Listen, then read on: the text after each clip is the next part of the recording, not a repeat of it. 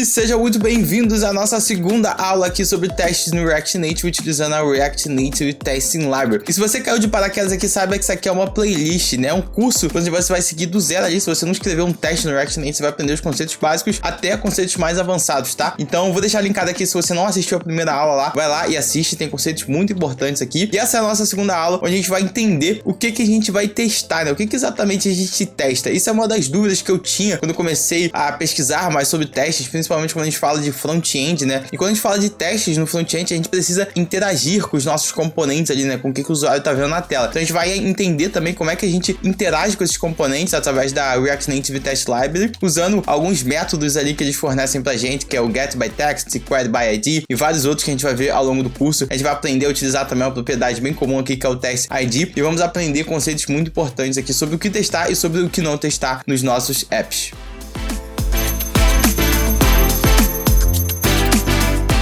E para você que não me conhece, muito prazer, meu nome é Lucas Garcês, eu sou bacharel em Ciência da Computação, desenvolvedor mobile e trabalho com React Native há mais de 3 anos. E também sou o CEO aqui da CoffeeStack, esse canal no qual vocês estão acompanhando essa videoaula e esse curso aqui. E se você ainda não se inscreveu no canal, não se esquece aí de se inscrever, tem bastante conteúdo interessante toda semana. Estamos lançando conteúdo aí, React Native, carreira, JavaScript, TypeScript, um monte de coisa, então não deixem de se inscrever. E também não deixem de me seguir lá no Instagram, @LucasGarcês, com esse 6 aí no final, tá? Onde eu compartilho mais do meu dia a dia ali, da minha rotina de programador, alguns bastidores do canal, abro caixinha de perguntas, respondo a mensagem da galera lá. Então se tiver alguma dúvida, vai lá no Instagram, pode mandar uma mensagem que eu vou te responder. E o que a gente vai ver exatamente aqui nesse vídeo, né, nessa segunda aula? A primeira coisa, a gente vai ver o que não testar. Sim, existem alguns casos, algumas coisas que você não deve testar. A gente vai falar bastante sobre isso. E obviamente a gente vai ver o que a gente tem que testar dentro do nosso componente. Como é que a gente testa, como é que a gente interage, né, com o nosso componente ali no teste, né? Como é que a gente busca ali os elementos para poder interagir com ele, utilizando o que a gente chama aqui de queries e as variantes dessas queries, que é esse getByText, queryById e muitos outros que a gente vai ver nessa aula e ao longo do curso. A gente vai aprender a utilizar uma propriedade também bastante comum quando a gente fala de teste, que é o TestID, uma propriedade que a gente adiciona no nosso componente para a gente fazer alguns determinados tipos de busca quando a gente estiver testando. A gente vai criar uma suite, ou seja, um grupo de testes, né? Ou seja, a gente vai agrupar os testes ali e vamos escrever alguns testes bastante relevantes, né? Onde a gente vai, de fato, testar a interação do usuário e como é que o nosso componente se comporta. E por último, mais ou menos importante, a gente vai gerar um relatório de cobertura. Sim, aquelas linhas bonitinhas, né? Daquela tabela verdinha que você vê. A gente vai aprender como é que a gente gera aqui no Jest. Inclusive, a gente vai aprender a utilizar, não só a gerar, mas a analisar esse relatório e poder melhorar o nosso teste através desse relatório de cobertura. E a primeira coisa que a gente vai ver aqui é o que a gente não testar, né? E quando a gente fala de mais práticas em teste ou algumas das coisas controversas com relação a teste aqui, tanto no React quanto no React Native, não tem como a gente deixar de mencionar a Enzyme.js, né? Para quem não conhece, a Enzyme.js é uma lib bastante popular até para testes de componente no React e no React Native. Mas como eu falei já no vídeo da primeira aula, ela tá caindo em desuso ali. Mas por que ela tá caindo em desuso? Porque ela incentiva o que a gente chama de mais práticas, né, de teste. E que mais práticas são essas? O Enzyme.js, ele fornece algumas ferramentas ali que permitem a gente, e até de certa forma incentivam, interagir com o que a gente chama de detalhe de implementação. Mas o que é esse detalhe de implementação? Detalhe de implementação são coisas que os usuários do seu código normalmente não usarão, verão ou sequer conhecerão. Ou seja, são detalhes ali internos que não importam para a interação do seu usuário. E eu vou dar um exemplo aqui clássico do Enzyme, né? Aqui no Enzyme, né, ele existe diversos métodos aqui para você interagir ali com o seu código, mas tem um método onde você pode mexer ali no estado do teu componente, né? Você pode setar o estado ali do teu componente durante o teu teste. Mas se a gente parar para pensar, o seu usuário, né, quem está interagindo ali com o seu software, ele não interage com o estado do seu componente, ele sequer conhece, né, o conceito de estado muitas vezes ali do teu componente, ele não sabe o que é um state ali no teu componente, né? Então isso acaba fragilizando demais o nosso teste, porque ele acaba ficando longe da realidade ali de como é que o usuário interage com aquele componente, com aquele software, e ele também acaba deixando o nosso teste muito sensível a alterações, refatorações, né? E pra gente falar um pouquinho mais sobre detalhes de implementação, eu vou deixar linkado aqui no vídeo esse artigo aqui do Candice Dots. Para quem não conhece o Candice Dots, ele é o criador da lib da React Testing Library, da React Native Testing Library. Ele tem vários artigos muito legais aqui. Eu vou deixar linkado esse arquivo aqui que fala sobre por que a gente não deve escrever testes que testam detalhes de implementação. E obviamente ele vai conseguir dar uma explicação muito melhor aqui do que eu sobre o que é teste de implementação e por que a gente não deve utilizar, mas vocês vão facilmente perceber ao longo dessa aula aqui do porquê que a gente não testa detalhes de implementação. E aqui ele coloca basicamente dois motivos porque é ruim a gente testar, né? A primeira coisa é porque o seu teste ele pode quebrar quando você fizer uma refatoração do seu código, né? Apesar do seu código estar funcionando, o seu teste pode quebrar. É o que a gente chama de falso negativo. Um exemplo clássico, né, é se a gente pegar aqui o enzyme, né, que ele faz alteração ali no teu estado, pode ser que de repente você mude alguma coisa ali no teu estado, né, algum nome ali de uma variável de estado, alguma coisa assim, não vai mudar o comportamento, o teu software está funcionando da mesma maneira, mas isso vai quebrar o teu teste, né? Isso é ruim. Ele também pode gerar falsos positivos, né? Que é quando o teu teste, ele deveria falhar, mas ele acaba passando ali porque ele está se garantindo em um detalhe de implementação. A implementação ali do teu state, por exemplo, ele está correta, mas o que está saindo ali pro final do usuário está errado. Então isso pode gerar um falso positivo.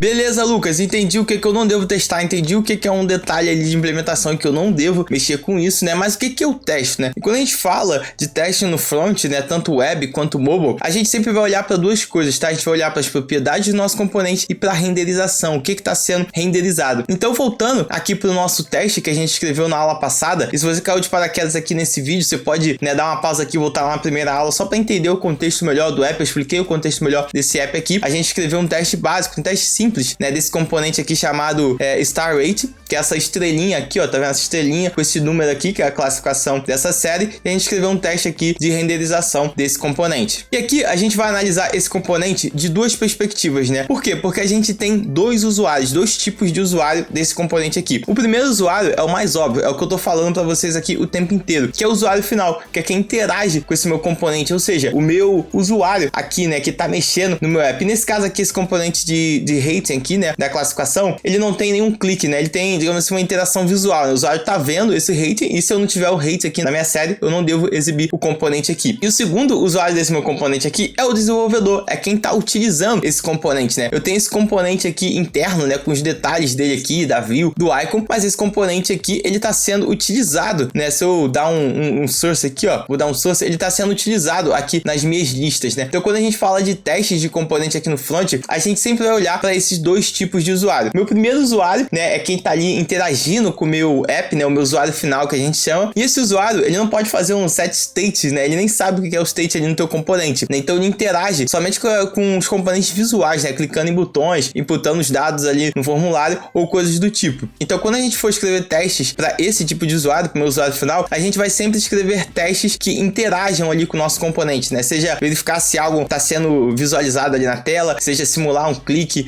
num botão ou input no formulário, né? Alguma coisa do tipo. E quando a gente fala do nosso segundo usuário, né? Nosso segundo tipo de usuário, são os programadores, né? Ele interage com as propriedades passadas para o componente, né? Assim que eu interajo aqui, né? Eu como programador utilizando esse meu... Deixa eu abrir aqui. Eu, como programador, utilizando o meu Star Rate aqui, eu interajo com esse componente através das propriedades dele, né? Então, a gente pode escrever testes também que testam, né, se nosso componente está se comportando corretamente de acordo com as propriedades aqui que a gente passa.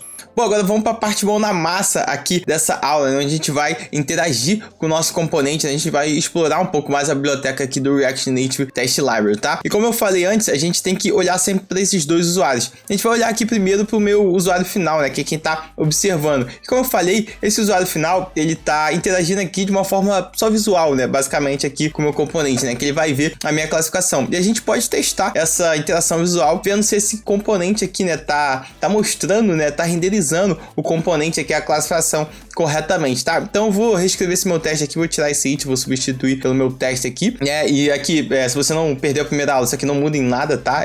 Teste e it é a mesma coisa, só uma semântica, mas eu vou escrever aqui, e o que eu quero testar, né? E eu sempre faço isso antes de eu começar a escrever o meu teste, né? E isso aqui, né, é muito interessante, né, a gente colocar aqui um nome aqui no nosso teste bem descritivo, até pra gente se orientar, né? O que eu quero testar? Eu quero testar, né, se quando o meu rate aqui tá sendo passado, ele tá mostrando a minha classificação correta, né? Então vou escrever aqui, ó, if passed rating show the average, né, que é a média, né? Ou seja, se ele tá passando aqui, né, se ele passou, né, se eu passei aqui o meu componente, né, o meu rate, esse meu objeto, eu quero que ele me mostre aqui a minha média, né? E como é que a gente vai fazer isso? Bom, a gente vai finalmente explorar aqui, né, esses métodos, né, que a gente viu que o nosso render retorna aqui, né? A gente viu que tem find by, get by, a gente já vai ver aqui com mais detalhes cada um deles aqui, ó. Mas antes disso, eu vou rodar aqui o meu teste novamente, né? E lembrando que eu tenho esse debug aqui, né, que ele vai dar um print aqui da minha árvore de elementos aqui do meu componente. Deixa eu rodar aqui.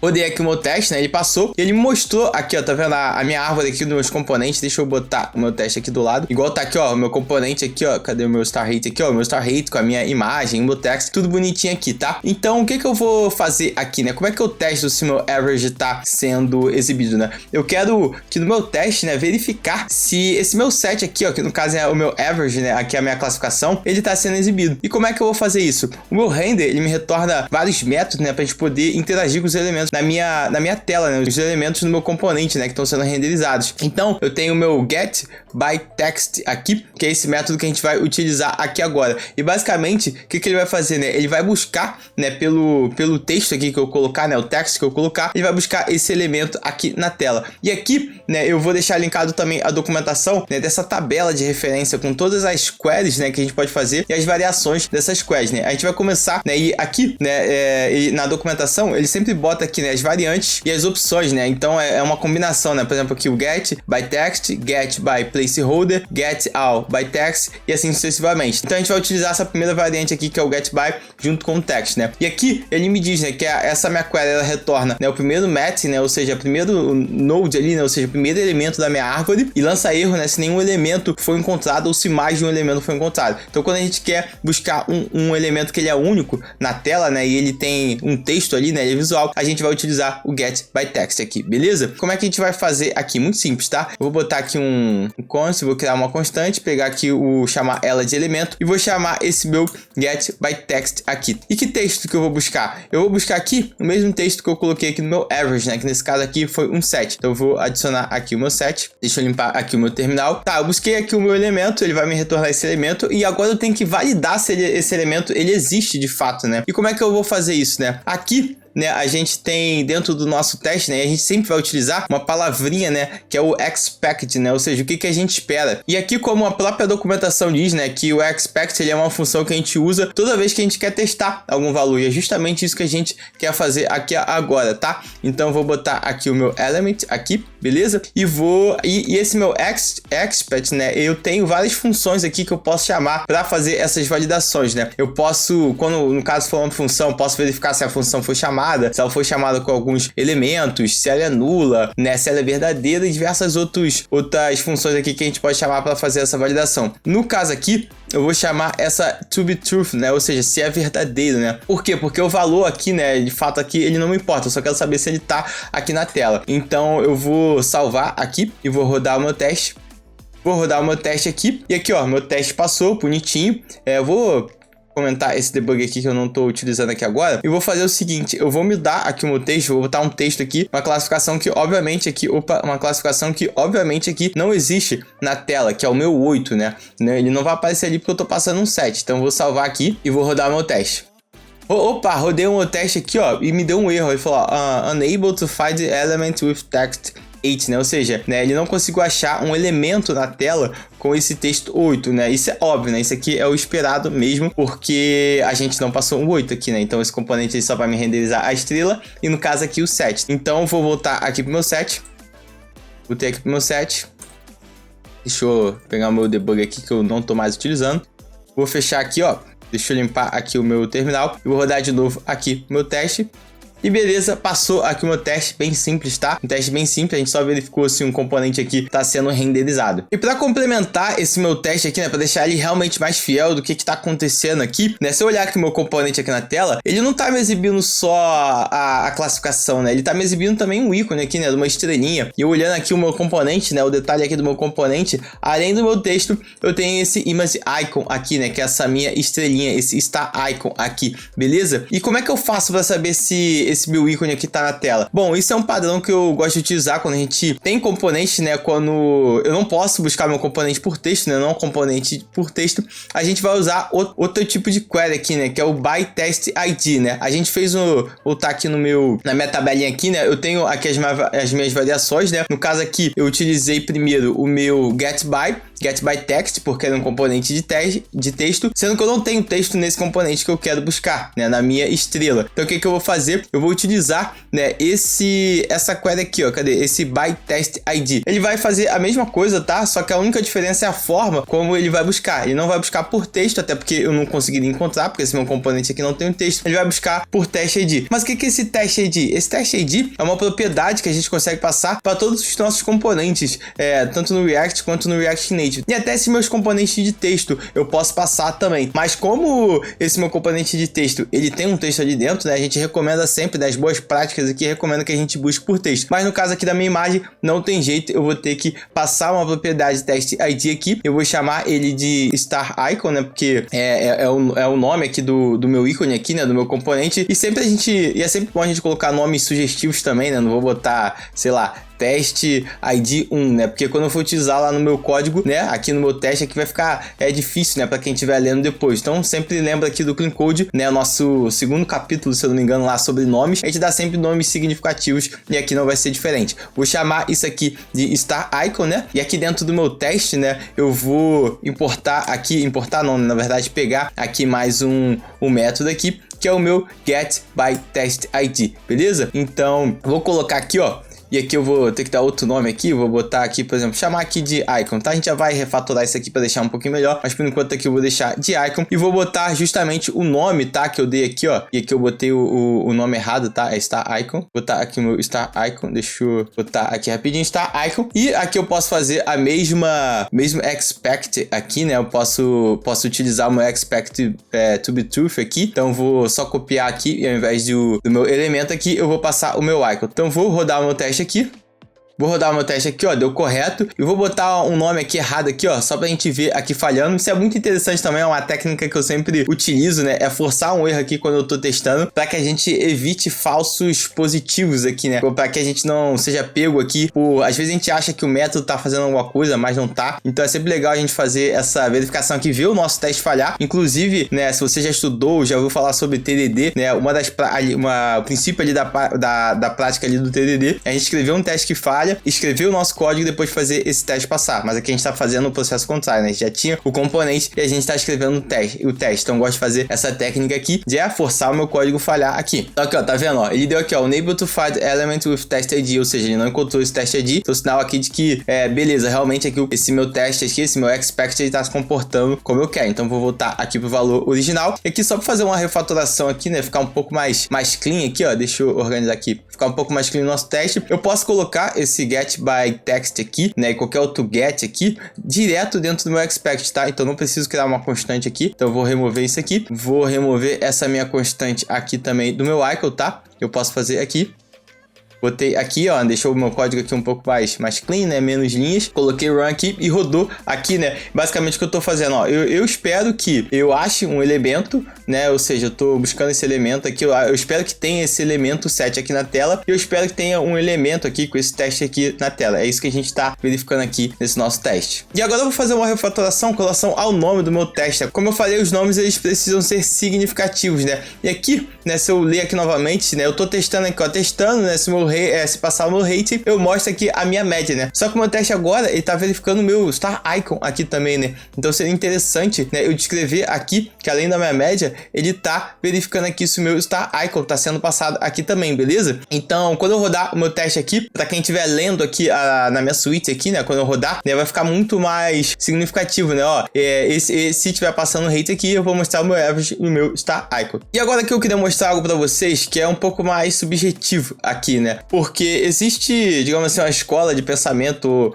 um padrão meio que a comunidade segue de a gente não colocar mais de um expect dentro do mesmo teste, né? Existe, geralmente é uma regra, mas é um conselho que a gente dá geralmente principalmente para quem tá começando, que se teu teste, né, se você tá botando mais de um expect dentro do teu teste, muito provavelmente ele podia ser quebrado em 2 testes, né, porque você tá verificando 2 coisas ali diferentes, né, e quando a gente fala aqui de testes unitários, né, de unidades e tal, é interessante a gente deixar isolado. Nesse caso aqui, eu não vejo problema, tá, em deixar dessa forma aqui, com esses meus 2 expects, porque apesar de ser 2 coisas que eu tô verificando, tá dentro do mesmo contexto, que é o contexto do que tá sendo visualizado aqui quando o meu componente recebe a propriedade, que é o meu texto aqui com a minha média e o meu ícone aqui, tá? Mas existe outra escola de pensamento que gosta de separar, né, melhor isso aqui. E mais uma vez, não existe certo ou errado, isso aí vai depender muito provavelmente do padrão utilizado pelo teu time no projeto que você tá, mas eu vou mostrar essa outra forma aqui. E como é que é essa outra forma aqui? Para eu separar esse expect aqui, eu vou colocar mais um describe aqui dentro, né? E isso é algo importante também que eu não mencionei antes, mas eu posso alinhar esse describe aqui indefinidamente. E a função desse describe aqui, gente, ela é basicamente semântica, tá? Eu não escrevo teste dentro do describe. Ele serve aqui para quando eu estiver lendo, né, descrever, né, justamente descrever melhor o que eu tô testando aqui, tá? E nessa escola de pensamento,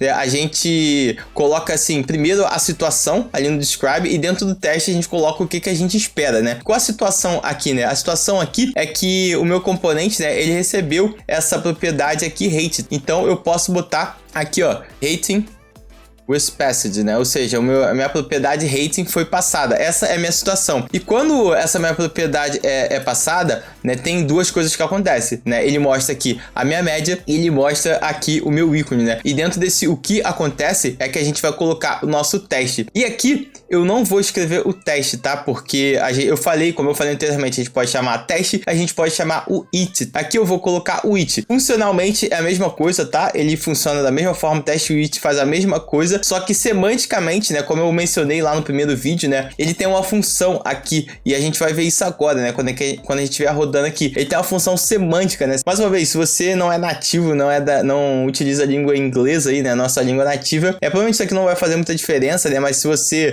as pessoas que têm inglês como língua nativa, elas têm uma percepção melhor da semântica quando eu coloco um it aqui, porque eu vou meio que formar uma frase aqui, né, ou seja, quando o meu rating é passado, né, ele mostra o meu average. Então eu vou colocar aqui o meu average.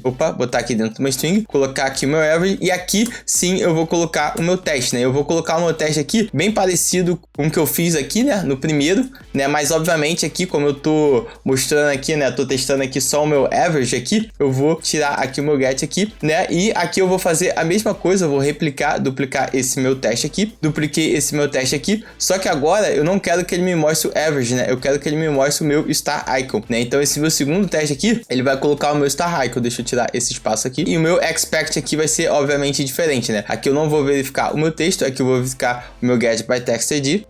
Get by text ID, deixa eu importar aqui. E aqui eu vou comentar esse meu teste aqui. Na verdade, vou excluir ele aqui. E aqui, quando eu rodar o meu teste, né, vocês vão entender um pouco melhor essa estrutura aqui, beleza? Vou rodar aqui a minha suíte de teste. E agora os meus testes aqui estão separados, né? Então, semanticamente falando, né, aqui para a língua inglesa, esse it aqui faz mais sentido quando eu faço essa minha estrutura mais alinhada, né? O que eu tô dizendo aqui, ó, no meu componente star rate, quando eu passo a minha propriedade rate, eu mostro o meu average.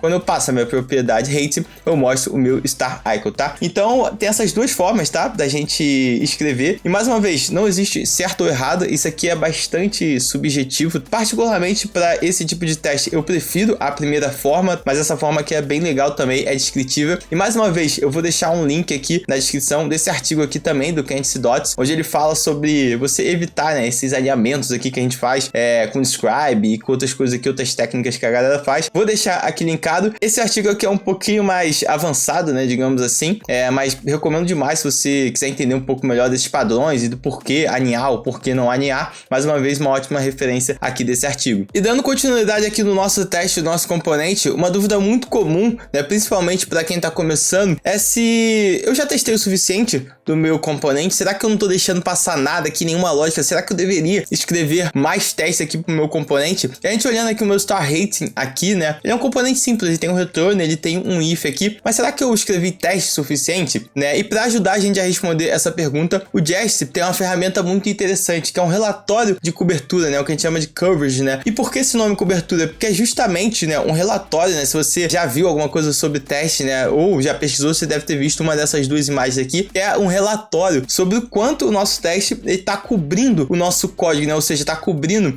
a lógica ali do nosso código, tá? E é justamente isso que a gente vai aprender a fazer aqui agora. Se eu vim aqui na documentação do Jest, né, eu posso ver que tem essa opção aqui, né, esse traço coverage, né? E o que ele faz? Ele indica, né, ele informa pra gente, né, quanto do nosso código foi coberto através de um relatório que ele vai gerar, que a gente vai ver tanto no terminal quanto a gente poder abrir aqui no nosso navegador. Então eu vou voltar aqui para o meu código e eu vou rodar, né? Eu vou dar um yarn test novamente aqui pelo terminal, exatamente como eu tinha feito lá no início, né? Como eu estou testando aqui o meu star rate, eu vou passar essa opção aqui do test path pattern, né? Para eu pegar só esse meu teste aqui do star rate, e eu vou passar essa opção, esse traço coverage aqui. Só isso que eu tenho que fazer. Vou dar o enter aqui para rodar. Rodou aqui, ó, e já deu uma saída um pouco diferente. Já viu que já gerou uns arquivos aqui, a gente já vai falar sobre isso.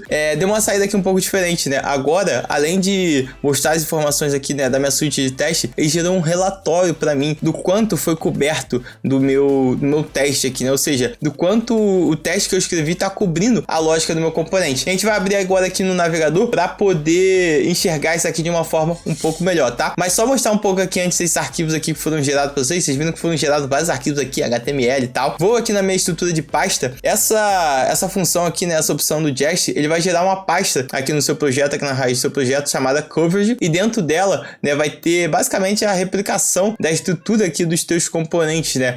Como esse meu teste aqui ele rodou, né, e pegou aqui o meu image icon, que é um componente aqui também, ele acabou gerando a pasta aqui, a estrutura. Opa, deixa eu voltar aqui. Gerando a estrutura aqui, parecida aqui com meus componentes, né? Nesse caso aqui, o que eu tô querendo verificar é esse star rate aqui. Então eu vou clicar aqui, vou abrir aqui na minha pasta aqui.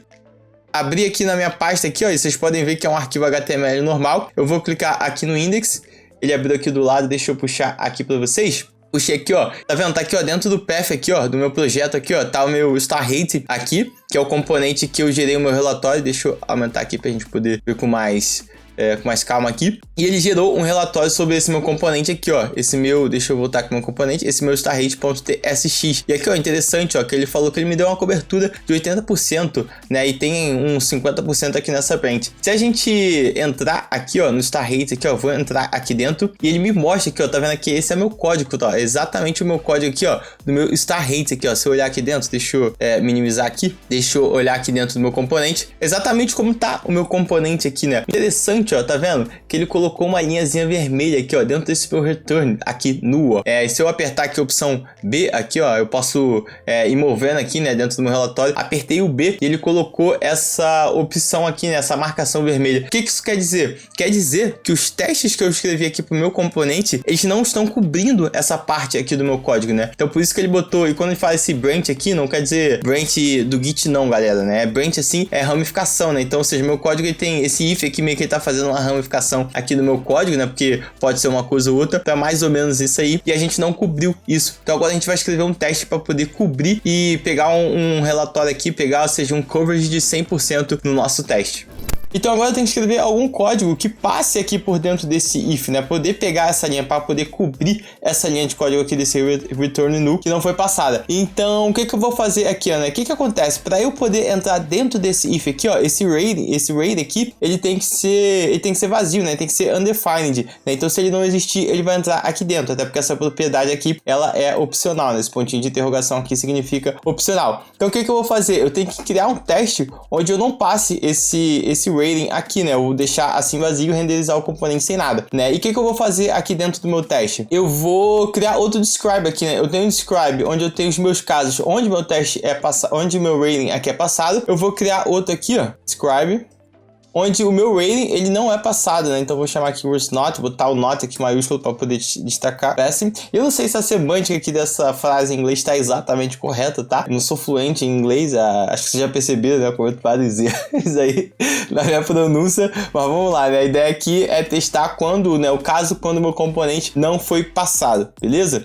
Vou abrir aqui a minha função e vou começar de fato aqui a escrever o meu teste dentro do it. O que tem que acontecer? Tem que acontecer exatamente o que a gente está vendo aqui visualmente, né? Ele não tem que retornar nada, né? Meu componente não retorna nada ali. No caso aqui, ele tá retornando nulo, tá? Mas é bom, assim, a gente meio que evitar esses valores, porque isso aqui é quase como se fosse um detalhe de implementação, né? Eu verificar se tá retornando exatamente nulo. Tem uma forma mais eficiente da gente verificar se ele tá retornando nada aqui, e a gente vai ver ela agora. Então eu vou escrever aqui, né?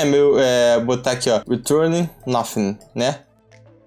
Ou seja, meu componente não retorna nada, tá bom? E agora aqui, de fato, eu vou escrever o meu teste, tá? Então eu vou copiar essa linha aqui e vou, obviamente, tirar o meu rating aqui. E aqui, ao invés de eu pegar o meu algum get by, esse meu render aqui, além dessas minhas propriedades aqui de Fire, ele me retorna uma propriedade muito interessante, que é esse container. Aqui nesse container aqui, é basicamente como se fosse o pai, né, do meu componente que eu tô renderizando, que nesse caso aqui é o meu star rating. E se eu vir aqui, ó, dentro do meu container aqui e botar um P aqui, ó, eu tenho várias propriedades aqui, ó, inclusive essa propriedade children, ou seja, os meus componentes filhos, né, o que eu tenho ali de filho, né, então o meu container é o meu componente pai e os meus componentes que estão aqui dentro são meus componentes filhos, né, então se eu renderizar alguma coisa, eu vou ter, né, algum componente filho ali. Então o que eu posso fazer para testar se ele não renderizou nada? Vou colocar aqui, ó, dentro do expect, eu espero que o meu container.children, e esse children aqui, ele é um array, ele me retorna aqui